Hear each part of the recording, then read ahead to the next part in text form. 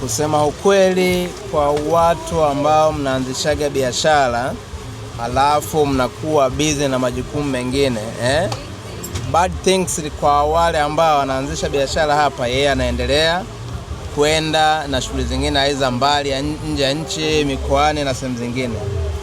Kiukweli kuikuta ikiwa salama na inaendelea kukua ni neema ya Mungu, na Mungu akujalie mtu uliyemwacha awe na uchungu sana, yani Roho Mtakatifu asimamie. Kama sio ndugu yako, kama sio partner wako wa biashara, ni wachache sana ambao unaweza kukuta ameweka vile unakutajia iende kaenda kama ilivyo, hata kama ameweka mfumo. Na sisitiza tena, wengine nawaambia, kinachotokea wengine atakachokifanya atakusaidia hata iba, lakini mauzo hataongezeka. Utakubaliana na hicho kitu.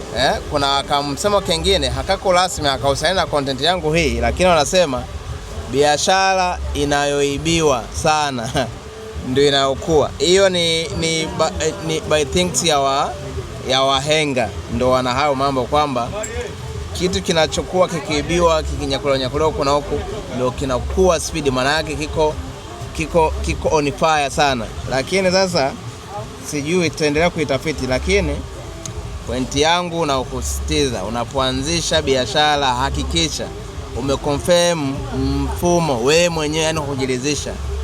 Uandae mfumo wewe mwenyewe, uhakikishe na hiyo system iwepo ambao unaijua. Yani kama ukikuta ameandika hiki, unajua hiki kinamaanisha nini. Amekutumia ripoti ameuza bei hii, unajua kweli hiyo ni exactly.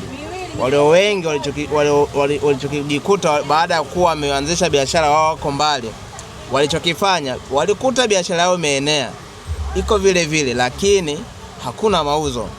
Walichokuwa nakifanya, anauza hizi ni cheni, labda ameuza hizi cheni dozen na anajua zinakopatikana. Ameuza hizi heleni dozen na anajua zinakopatikana, anakuja ananunua, analipia pale pouza, unakuta mzigo wako umeenea vile vile, hakuna loss hata mwili utokea, lakini mauzo hayaongezeki sana. Unakuta kuna madeni, unatakiwa lipe kodi, unatakiwa lipe mishahara, ulipe umeme na vitu vingine kibao. Sasa kao kilijua hilo bila kupepesa macho, ukweli ndio huo. Mimi nimemaliza, nimeamua nikwambie tu ukajua kashida ambako kanatokana na walimwengu.